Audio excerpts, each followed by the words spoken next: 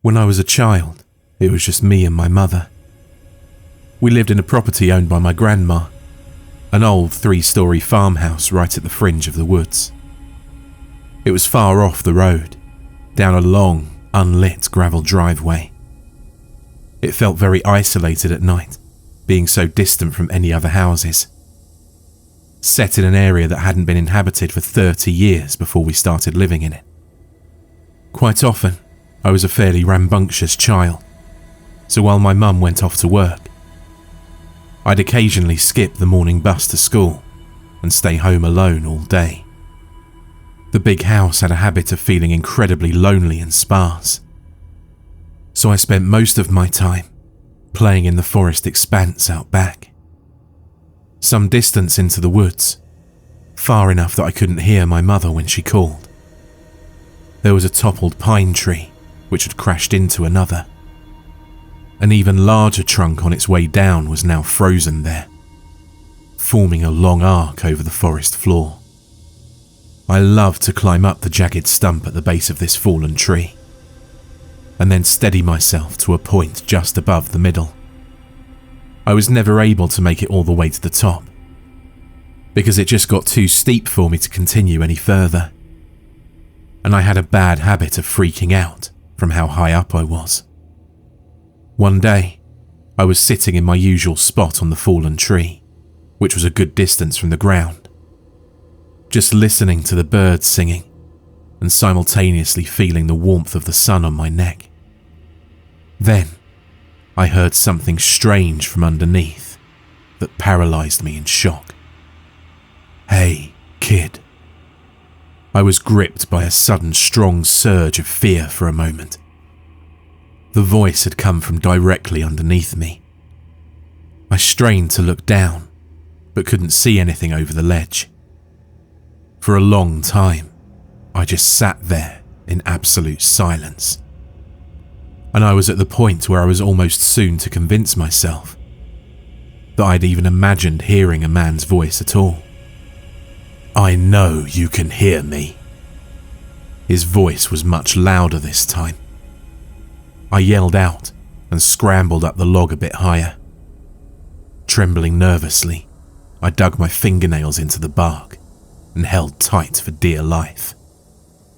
I sat there, trying to collect my nerves for God knows how long. Although I couldn't see it, the presence of the thing underneath me was still clear. The bird song was much softer and more cautious this time, and when I listened closely, I swear I could hear the faintest echo of human breathing. Gathering all my courage, I vowed to prove to myself that it was all my imagination, by leaning over the edge as far as I possibly could without slipping right off. Digging hard into the bark behind me, I stretched out along my arms and peered over, getting a full view of the empty forest floor and undergrowth, when suddenly, "Come down here, or I'll come up and grab you." It was so loud, it was as though it was being screamed right in my face. I released my grip on the tree in fright and plunged off the platform. I was saved only by grabbing a nearby branch, and for one awful second, my bare legs dangled in the cool air. When I pulled myself up, I ran at full speed to the top of the collapsed pine, to the point I'd never reached before.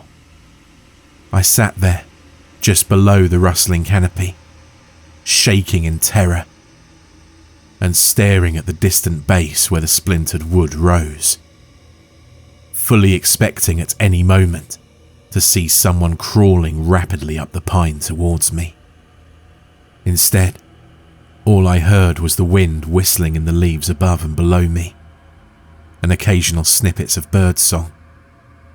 It was about 2 hours before my mother got home and found me, after much worried searching, trembling and crying at the top of the fallen tree. Although this incident spooked both me and mother, in time I somehow recovered, exhibiting that naive, hard skin of a child. Though I never went as far into the forest as I used to, and never again even approach that fallen tree. Once, when I was 12, I had the chore of taking firewood from the shed out back, just at the edge of the woods, and bringing it back inside the house. It was a tiresome job, and I always chose to do it at dusk, when the air was brimming with mosquitoes and a swampy fog that usually coated the lawn. By the time I'd made my last round, I'd sprint back to the house, spooked. One of my least favourite things about this job was that the shed was full of barn owls. If you've ever seen a barn owl's face staring at you from a dark roof corner, then you'll know how uncomfortable that shed made me. One of these nights, it got mistier than it had ever been before. A thick silver fog covered everything and limited my line of sight to a short sphere around me. Even though the shed wasn't far from the house, I found myself feeling disoriented.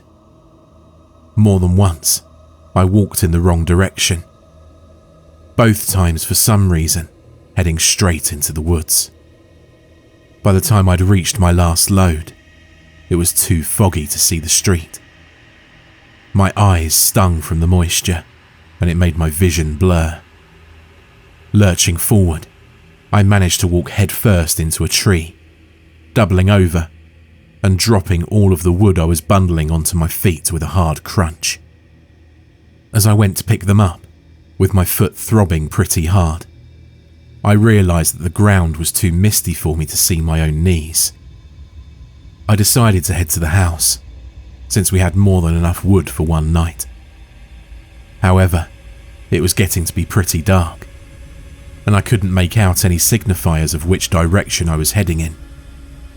Even though I cautiously walked for several feet in all directions, trying to figure out my position in the mists, I still couldn't figure out any point of identification.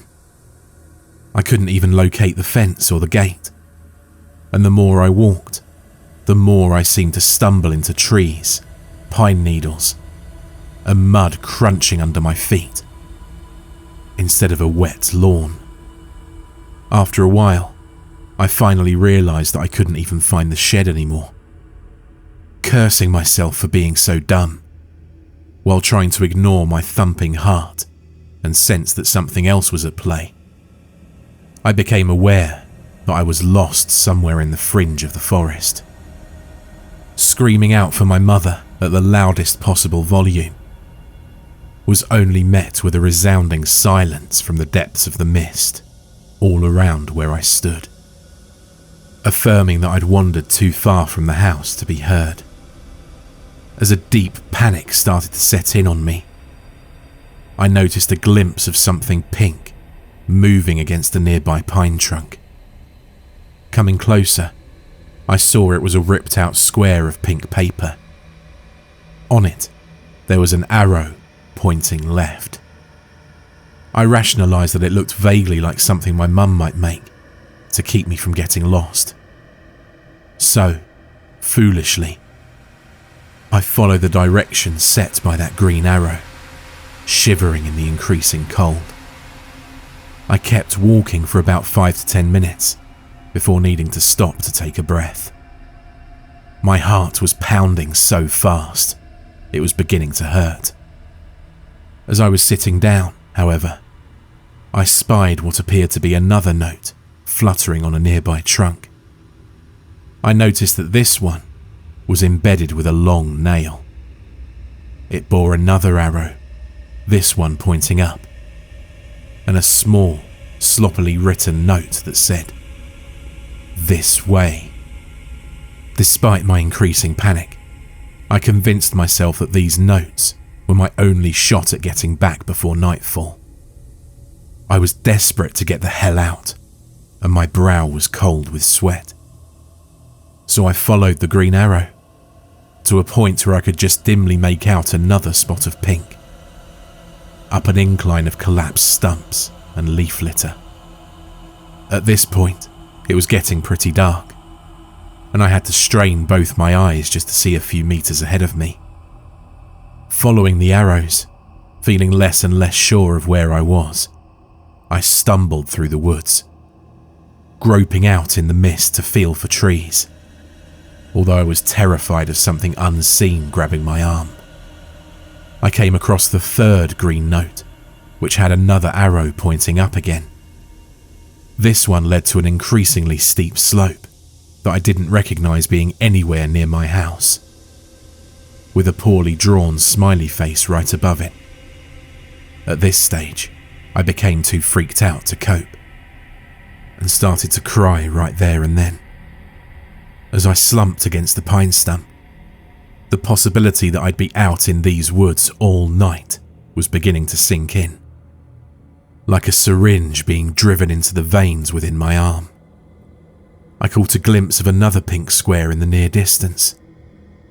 Squinting hard, unnerved by these notes, all of which looked fresh and without sign of decay despite the previous week's non-stop rain, I read it from afar.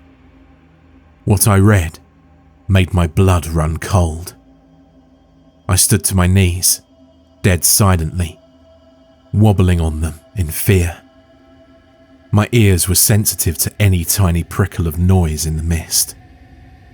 For a long time, I stood there in the rolling fog, reading and rereading that horrible note over and over again, before a snapping stick somewhere behind me caused me to sprint, blindly, twigs snagging at my ankles and cutting up my face as I ran. Written on the note, in big green letters, was my name. It felt like I was running for hours. All the while, the rain and mist lapped at the back of my neck, like the decaying breath of someone following right behind me. Somehow, I made it back to the house. All the lights were off, and I struggled to locate the keys for a moment. When I found them, I bolted indoors and quickly crawled into bed, where I remained, unsleeping, till morning. Mum just thought I'd come inside and gone to bed, and hadn't thought to leave the lights on. It was a miracle, aka some freakish coincidence, that I even found the house at all. The final incident at that damn house was witnessed only by my mother. Up until then, she'd never experienced any of the strange things that I had, although we mutually shared the peculiar oppressive quality that the house's interior had on us, and its placement in the dreary, imposing woods. Although I was obviously never a popular kid, by living way out in the country in the opposite direction from everyone else at my school, I did make some tight friends in my first year of high school. One of these friends, Amanda was her name, invited me over one night, and I accepted. My mother drove me out to the place, which was about 3 miles away, then drove back home. The night went well. We watched a horror movie, suitably, devoured some pizza, and probably had a few beers.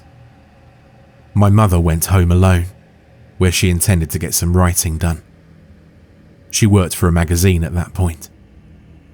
It was about midnight when I received an off-putting text from Mum in all caps. "Is this a prank? I need to know immediately." Thinking it was some kind of joke, I texted back, "Calm yourself. Is what a prank?" Almost immediately, I got a response. "Are you at the house?"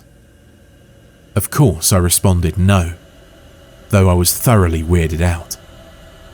I didn't receive another message until around 3 a.m, where she told me to go to my grandma's in the morning and to not, by any means, dare to go home.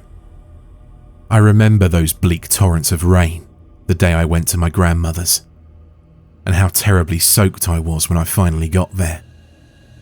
It was nearly 2 towns away. I'd had to fight the temptation to go home and drop off my bags, but Mum's disturbing messages from last night were enough of a warning not to do so. When I arrived, Mum and Grandma were having lunch. At first, My mother seemed to be in some sort of a composed state, but when I got a better look at her, I noticed that all of the colour had drained from her face, and she was slightly trembling. At one point, she even sent a small glass crashing to the floor, after flinching at the cat brushing around her ankles. It wasn't until later that night, when my grandma was sound asleep, that she told me what happened. She went further as to forbid me from telling old grandma, out of fear it would horrify her superstitious soul too much. This was what happened the night I was at Amanda's, as she described in lurid detail. My mother was sitting at the first story in the living room, on the couch, by the fire. Curtains open to the view of the sunset from the canopy, going over her latest draft. At first, it was so faint that she barely noticed it, but after a while, she became aware of and vaguely irritated by tiny thumping noises near her head, at the window. When she went over to investigate, she saw fat brown moths of a kind that we often got at that place, buzzing madly into the glass. Reasoning that this was the cause of the sound, she returned to her work, feeling rattled in some way, however. It was when the noises started to get sharper and louder that she paid more attention, and saw that rocks were being thrown at the window from the total blackness of the forest edge. She saw them appear from the shadows of the bush, and then fall in an arc and bounce off the window. Looking carefully, she could see small cracks from where some heavy ones had hit, right beside where her head had been moments before. Temporarily captivated, she tried to peer into the darkness enough to make out where the rocks were being thrown from. Then, with a startled shock, she jumped back from the window as she saw me standing half behind a tree right near the window, grinning wide and staring at her. My one visible eye stretched wide open, showing all of the white. She barely stifled a scream seeing her own son standing there, just staring and smiling. Not only did the figure not move nor blink, but it was standing by one of the nearest pines, far from where the rocks were shooting up out of the bush, as they continued to do so in a loud downpour. My face unceasingly continued to press out at her, smiling. Thinking this was all some kind of sick prank, hence the later text. My mother shouted my name at the top of her lungs, frightened to the core. However, instead of responding, the mouth of the thing behind the tree just started moving as if it was mouthing silent words, really, really fast. Suddenly, it turned its head to the side and seemed to be talking to someone else behind the tree, my mum said, who couldn't be seen. But she could see a formless black shape hanging against the other side of the tree. The boy that looked like me kept staring at my mother and doing the silent speed-talking thing, then turning and whispering to the thing next to her. Then he would turn back and start up again. All of a sudden, breaking the monotonous spell, he suddenly pointed straight at my mother and started laughing. My mother screamed and fled to my bedroom on the second story, the only room with a working lock, where she shut herself in and sat at the far end of the bed as the rocks began to pitter-patter against the window downstairs, dry heaving and weeping in fear. In my room, my mother said she didn't feel safe. There was an awful smell and a weird humming noise in the walls, as she described. She tried to pray for a time before giving up and just listening to the rocks pelt the walls and windows, and the weird continuous humming. Listening more carefully, she could identify it as the softest hint of a mumbling voice. In absolute horror, she recognized the voice and then, virtually too afraid to look, tilted her head up to the closet door, where an awful white face could be seen staring right at her, mouth contorting and gaping in what sounded like highly sped up whispering. The closet door was only a meter from my mother. It started to open, slowly. In an unimaginable explosion of terror, she immediately bolted for the door, only to fumble with the lock as bigger and bigger rocks came crashing through the window, which burst apart in a spray of glass shards before finally getting out. Running out of the house, completely keeping her eyes off the woods, getting into her car and driving off. She said that as she glanced back, right at the end of the prolonged drive, she saw two unmistakable human forms standing at my broken bedroom window, watching as her car got further and further away from our house. This would be their final farewell, as my mother never stepped foot in that place again. As my mother told this story, she broke down into tears. I didn't doubt her at the time, and I still don't. I honestly and fully believe that she experienced what she says she did. It was also quite clear that we were done living in that house, for once and for all. I only went back once, with my dad, who I rarely see now. He came from another state to help us move. Mum had already found a place in town and moved in. My dad and I just loaded up his truck with all that was left inside.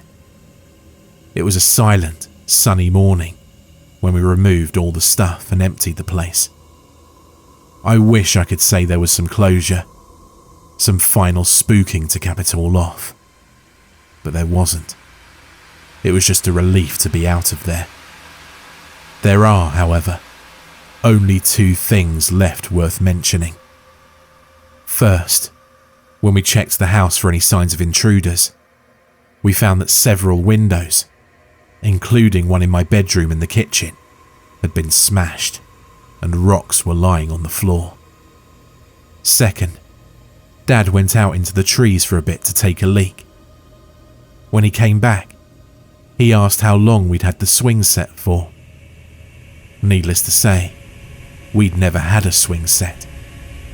So I was fairly unsettled to discover that in the week since we'd been gone, someone had assembled a rope swing set from one of the highest branches of the old pine over the ridge, against which was the fallen log I'd stopped climbing many years ago. It was obviously new rope, with a nicely polished, sanded down wooden seat at the base. Dad, wanting to keep my mind from recent events, said that a neighbour probably set it up, not realising it was on our property. Of course, he knew as well as I did that we had literally no neighbours for at least a mile in any direction. There were no houses in all that space, and never in my time living there did I ever see any other signs of human habitation. But I let it all go, and was pleased enough just to say good riddance to that horrible place as we drove off for good. For the most part, I found it best to try and forget what happened there. Sometimes, I just can't help but ponder it though. It's been long enough now that I no longer feel scared talking about it. But, for a long while, I couldn't. My grandma just recently sold the house to a new family. A young couple and their little son, shortly after we moved out, despite my mother's desperate insistence that it be left empty. Now, she refuses to talk about what happened altogether. I'm less anxious about it, although sometimes I can't help but let my imagination get the better of me. All I can do is think of that old house, the fallen down tree, the new occupants, and the swing out back, gently spinning in the breeze as that little boy toddles obliviously towards it. Macabre Horror here. I hope you enjoyed this horror story from a very talented author. Thanks so much for listening and supporting the channel. I'd appreciate if you could leave a comment below, as I love to hear from you all, and I'd appreciate if you can like and share, as that really helps as well. If you want more scary stories, check out the video or the playlist on screen.